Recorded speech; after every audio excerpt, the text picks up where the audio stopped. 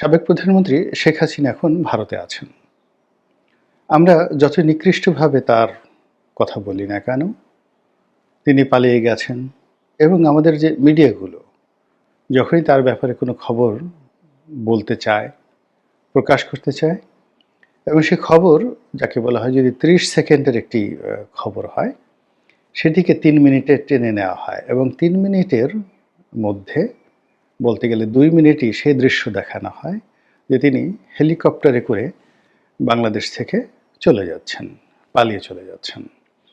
তো এই বিষয়গুলো আমাদের যে মিডিয়াগুলো, তারা কি শেখ হাসিনার পক্ষে করছেন নাকি বিপক্ষে করছেন? এই প্রশ্নটি এখন কেউ কিন্তু আমরা করছি না। কিন্তু বাস্তবতা হলো যে তার সেই যে উড়ে যাওয়ার, হেলিকপ্টারে করে উড়ে যাওয়ার যে দৃশ্য, এ দৃশ্য যতবার দেখানো হচ্ছে, ততবারই কতগুলো প্রশ্ন সামনে চলে আসছে। তিনি যে হেলিকপ্টারে করে গেলেন, সে হেলিকপ্টারটা কার ছিল? ২ নম্বর হলো যে তিনি যেখান থেকে গেলেন সেই সময়টিতে ওভাবে তাকে কারা পাঠালো? কেন পাঠালো? এরপর তিনি যে বাংলাদেশ থেকে ভারতে গেলেন, ইচ্ছা করলেও তো আমরা কেউ ভারতে যেতে পারি না। সেখানে বাংলাদেশ থেকে যাওয়ার জন্য একটা প্রোটোকল লাগে। আবার সেখানে যারা গ্রহণ করবেন তাদেরও একটা প্রোটোকল লাগে। তো শেখ হাসিনার এই যে যাওয়া, ভারতে যাওয়া, এটা এমন নয় বা এটা সম্ভবও নয় যে হঠাৎ করে তিনি তার মনে হলো যে আমি এখন ভারত চলে যাব। এটাও সম্ভব নয়, অথবা আমি এমন একটা অবস্থার মধ্যে পড়েছি, ১ মিনিটের মধ্যে আমাকে পালাতে হবে এবং পালানো যে কথাটা, যখন মানুষ পালায় তখন একটা দিশেহারা হয়ে যায়। তার কোনো আশ্রয় থাকে না এবং পালানোর জন্য কোনো টার্গেট থাকে না। আগেকার দিনে রাজা বাদশাহরা যেটা পালাতেন, পালানোর জন্য একটা সুড়ঙ্গ তৈরি করে রাখতেন। তো সুড়ঙ্গর ৩ থেকে ৪টি দরজা থাকতো। যেমন ধরুন আমাদের লালবাগ দুর্গের যে সুড়ঙ্গটি বন্ধ আছে। কেন বন্ধ আছে? অবাক করার বিষয় যে আপনারা এটা নিয়ে এখনও অনেকে প্রশ্ন করেননি। কিন্তু যারা লালবাগ দুর্গে গিয়েছেন সবারই অদম্য একটা আগ্রহ যে ওই যে সুড়ঙ্গ পথ যেটি দিয়ে পালানোর রাস্তা রয়েছে। তো সেই রাস্তাটার সন্ধান করা, খুঁজে বের করা, কিন্তু সেটা বন্ধ করা আছে। কেন বন্ধ করা আছে? এর কারণ হলো অনাদিকাল থেকে, অর্থাৎ সেই আদিকাল থেকে রাষ্ট্রের এমন কতগুলো গুরুত্বপূর্ণ বিষয়, যেমন বাংকার, রাজার পালানোর জায়গা, কিভাবে পালালেন, এগুলো একটা সিক্রেট। এগুলো সাধারণের কাছে সাধারণত খুলে দেওয়া হয় না।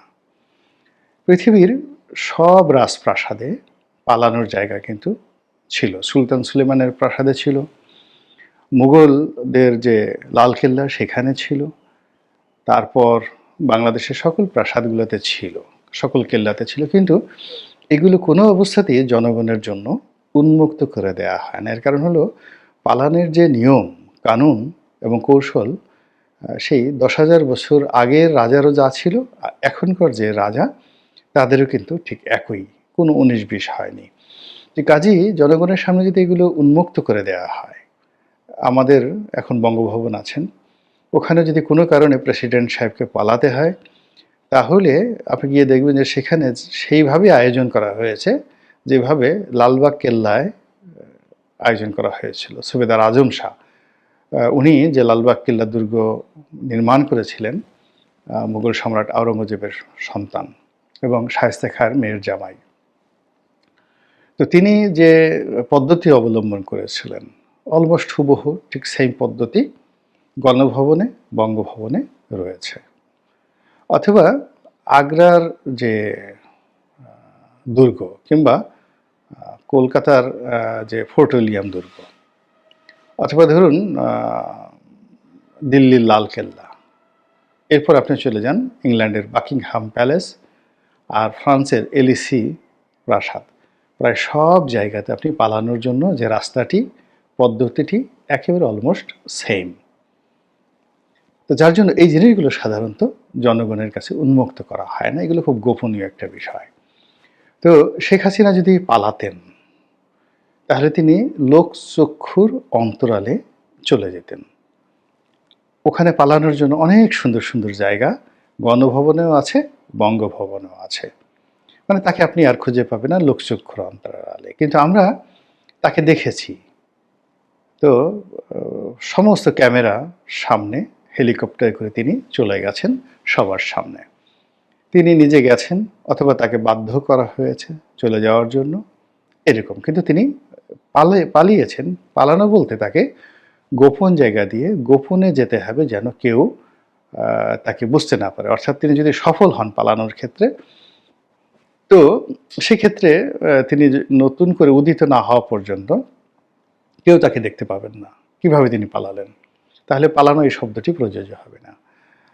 আর তিনি যদি ধরা পড়েন, পালানো অবস্থায় ধরা পড়েন, তখন যেখানে ধরা পড়লেন ওটি প্রকাশিত হবে। সাদ্দাম হোসেন পালিয়েছিলেন।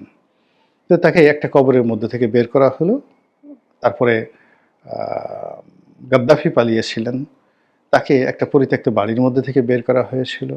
এরকম অনেকে পালিয়েছেন। তো পালানো অবস্থা থেকে। তো শেখ হাসিনা যদি পালাতেন তাহলে তাকে গোপন জায়গা থেকে উদ্ধার করতে হতো যদি আমরা ধরতে পারতাম। আর তিনি যদি পালিয়ে ভারতে চলে যেতেন, চলে যাওয়ার পরে দিল্লিতে তাকে দেখা গেলে আমরা বলতাম যে তিনি কিভাবে গেলেন, কোন পথ দিয়ে গেলেন। কিন্তু যেহেতু আমরা তার পুরো বিষয়টি অর্থাৎ গণভবন থেকে তিনি হেলিকপ্টারে ওঠা প্রত্যেকটারই একটি স্থির চিত্র রয়েছে। তো এটাকে আসলে আপনি অনেক কিছু বলতে পারেন, কিন্তু এটাকে পালানো বলাটা এটা ব্যুৎপত্তিগতভাবে এটা ভুল আছে, ভ্রান্তি আছে এবং এটা সঠিক নয়। এবং সঠিক না থাকার কারণে কি হচ্ছে, শেখ হাসিনা গেছেন, তিনি আবার ফিরে আসবেন, কাম ব্যাক, রিটার্ন, এই জিনিসটি আসে। আর যখন আপনি কাউকে পালিয়ে যাওয়ার সুযোগ দেন বা কেউ পালিয়ে যায়, তখন সেটাকে আর ফিরে আসা তার কোনো স্কোপ থাকে না। পালানো জিনিসটারই যাকে বলা হয় পরিণতিটা ভিন্ন হয়। তো শেখ হাসিনা যেহেতু সবার চোখের সামনে দিয়ে চলে গেছেন, উড়ে গেছেন, আবার এখন যেখানে আছেন সারা দুনিয়া জানে তিনি সেখানে রাজকীয় মেহমান রূপে আছেন। তো কাজেই তার ফিরে আসা নিয়ে আলোচনা হচ্ছে।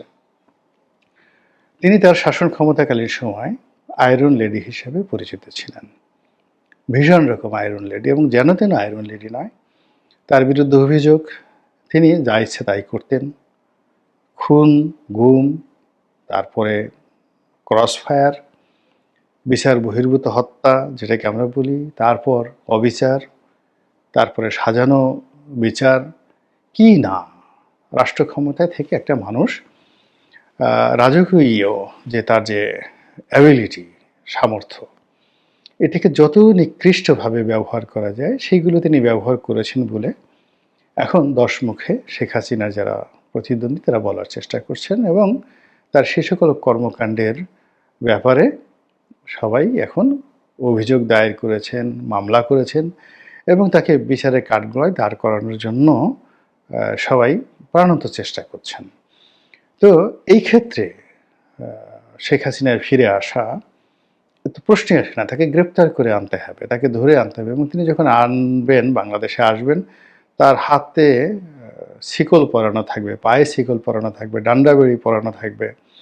তো এরকম একটি দুর্দশাগ্রস্ত একজন মহিলা, যার বয়স প্রায় ৮০ বছর, তিনি ফিরে এলেই বা কি, না এলেই বা কি, এগুলো নিয়ে তো আমাদের আলোচনা করার বিষয় নয়।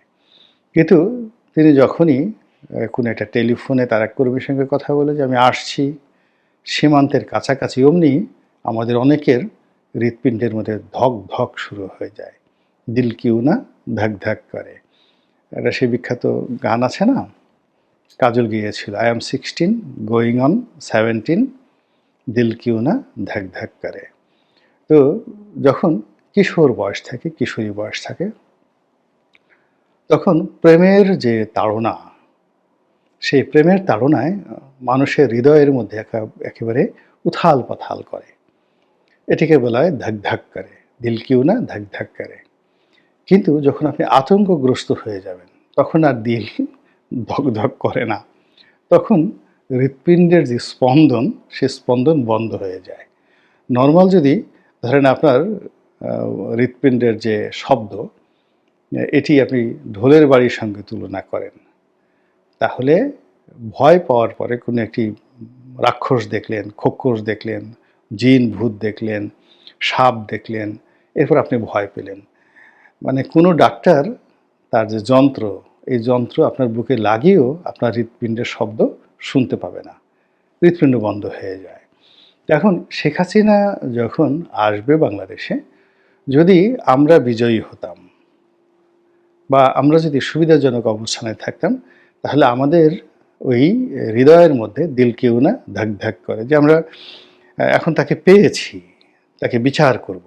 আগেকার দিনে এরকম হতো, মানুষকে শুলে চড়ানো হতো, হাজার হাজার মানুষের দৃশ্য দেখতো, তারপরে মানুষকে ফাঁসি দেওয়া হতো, বড় বড় রাজাকে সেই শিকলবন্দি করে প্রকাশ্য দরবারে এনে তাকে বিচার করা হতো। তো এই জিনিসগুলো মানুষ উৎসুকজনতা দেখতো। অনেক বড় বড় রাজকুমারকে তারা বাঘের সামনে ফেলে দেওয়া হতো, সিংহের সামনে ফেলে দেওয়া হতো। আর সেই কলোসিয়ামে গিয়ে, রোমান কলোসিয়াম, সেখানে গিয়ে হাজার হাজার মানুষ সে দৃশ্য দেখে সেই দিল কিউ না ধাক ধাক ভীষণ রকম আনন্দ পেত। তো শেখ হাসিনা বাংলাদেশে আসবেন বা তাকে আনা হবে, এই দৃশ্য কল্পনা করলে আমাদের মনে তখনই আনন্দ হবে যখন আমরা একেবারে 100% কনফার্ম হব যে আমরা বিজয়ী হয়েছি এবং শেখ হাসিনা দুর্বল, সে আমাদের কিছুই করতে পারবে না। কিন্তু যখন তার আসার শব্দ আমরা শুনি, অমনি আমাদের অনেকের সেই হৃৎপিণ্ড বন্ধ হয়ে যায়, অনেকে উত্তেজিত হয়ে যান, গালাগাল করেন, এবং গালাগাল সবসময় দুর্বলের ভাষা। কখনো গালাগালি কোনো ভদ্রজনের ভাষা হয় না। গালাগাল করে কেউ কখনো জীবনে জয়লাভ করেনি। কোনো শক্তিশালী মানুষ পৃথিবীতে কখনো গালাগাল দেয়নি। প্রকৃতিতেও দেখবেন যে শক্তিশালী যারা প্রাণী তারা হুঙ্কার দেয়, কিন্তু গালাগাল দেয় না। গালাগাল যারা দেয়, গালাগালি সাধারণত খুব নিম্ন শ্রেণীর যারা প্রাণী, এরা সারাদিন শুধু গালাগাল করতে থাকে। সে মশা, মাছি, এই সারাক্ষণ মশা যে ভন ভন করে, মাছি ভন ভন করে, মশা পন পন করে। তো এই জিনিসগুলো প্রকৃতির, এরা খুব নিচু স্তরের প্রাণী, আপনাকে শুধুই ডিস্টার্ব করে। তো যখন শেখ হাসিনার আসার কথা শুনে কেউ অশ্লীল শব্দ উচ্চারণ করে, তাকে কুরুচিপূর্ণ ভাষায় গালাগাল করে, ইট মিনস সে তার যে বিরক্তি এবং সে তার ভয়, সে তার আতঙ্ক, কোনো কিছু সে আর চেপে রাখতে পারছে না। বা তার পায়ের যে আমরা যে হিন্দিতে বলি দিল কি ওনার ধাক ধাক করে, তো তার অবস্থা হয়ে যায় যে ওই তার যে ঠ্যাং ধাক ধাক করে কাঁপতে থাকে, ঠক ঠক করে কাঁপতে থাকে, হাত পা ঠক ঠক করে কাঁপতে থাকে। এবং সেগুলো লুকোনোর জন্য আমরা কি করি, আমাদের শীতের মধ্যে যখন খুব, যাকে বলা হয় এই দাঁতে দাঁতে ঠক ঠক করে শব্দ হয়, তখন আমরা সেগুলো ঢেকে রাখার জন্য কি অবস্থা করি, গরম কাপড় দিয়ে চাপিয়ে থাকি, নিজেরা কাঁপতে থাকি, এরকম একটা ভাবসাব। তো এরকম শেখ হাসিনার আসার কথা শুনে যারা গালাগাল দেন, তারপরে যারা বাজে শব্দ উচ্চারণ করেন, হুঙ্কার দেন, হ্যাং করেঙ্গা, ত্যাং করেঙ্গা, লাঠিকা আন্দার, মুগুর ভরেঙ্গা, এই সমস্ত কথাবার্তা বললেন, এগুলো মূলত এক ধরনের দুর্বলতা, অস্থিরতার যে অবস্থা। তো যাক, এনিওয়ে, এখন শেখ হাসিনা আসবেন কি আসবেন না এটা পরের ব্যাপার। কিন্তু আমরা যেভাবে তাকে নিয়ে আলোচনা করছি এবং যেভাবে তার আসার জন্য পথ সৃষ্টি করছি, এবং সত্যিই যদি কোনোভাবে সে এসে পড়েন বাংলাদেশে, টুস করে ঢুকে পড়েন, তাহলে প্রথম দর্শনেই দেখা যাচ্ছে যে আমাদের মধ্যে যারা দুর্বল চিত্তের মানুষ, তাদের কি হবে একমাত্র আল্লাহ রাব্বুল আলামিন জানেন। এবং মানুষের ভয় কোন পর্যায়ে থাকে, শেখ হাসিনার আমলে আমি তো লিখতাম বাংলাদেশ প্রতিদিনে, তাকে সমালোচনা করে লিখতাম। এখন বাংলাদেশের খুব নামকরা একজন সম্পাদক, একসময় তার যে সম্পাদক কাম মালিক, গ্রুপ অফ পাবলিকেশন, বাংলাদেশের মধ্যে সবচেয়ে বড় পাবলিকেশন হাউস ছিল তার। তো আমি সেখানে চাকরি করতাম একসময়। তো আমার সেই বস, তিনি ফোন করলেন যে, বাবা রনি, তুমি তো লেখো, আমি কয়েকদিন পড়ছি, তো তোমার এই লেখা পড়ে আমার এতটা ভয় লাগে, আমি আর পরে আর ওই লেখাগুলো পড়তেও সাহস পাই না, যে আমি যে এই লেখাগুলো পড়ছি এটা যদি কেউ জেনে যায় তাহলে না জানি আমার কি হবে। তো এই হলো মানুষের ভয়ের সংস্কৃতি। এখন শেখ হাসিনার জীবনের সফলতা হলো, তার অনেক ব্যর্থতা থাকতে পারে, সফলতা হলো যে সে এখনও পর্যন্ত সুদূর প্রবাসে থেকে আমাদেরকে ভয় দেখাতে পারছেন, ভীষণ রকম ভয় দেখাতে পারছেন, এবং আমরা এই ভয়ের কারণে তার আশা নিয়ে, তার ঢুকে পড়া নিয়ে কল্পনা করছি, এবং তিনি যদি আসেন তাহলে আমাদের কার গালের চামড়া, কার পিঠের চামড়া কীভাবে কী হবে, নতুন মামলা মোকদ্দমা কেমন হবে, তারপরে আবার তার যারা হারিয়ে যাওয়া সেই সিপাহ সালার থেকে শুরু করে অন্যান্য যারা আছেন তারা আবার কি করে ক্ষমতার পাদপীঠে আসবেন, এই বিষয়গুলো নিয়ে আমরা চিন্তা ভাবনা করি। আর খিল লাগিয়ে, মানে প্রচণ্ড ভয়ে খিল লাগিয়ে নিজেদের ঘরের মধ্যে আর্তচিৎকার করতে থাকি। কিন্তু এটা কোনো বিজয়ের লক্ষণ না। যিনি বিজয়ী হবেন তার সকল দরজা খোলা থাকবে, আর যিনি পরাজিত হবেন তিনি বিজয়ীদেরকে ভয় পাবেন। বিজয়ীরা কখনো ভয় পায় না, ভয় সবসময় পরাজিতরা পায়।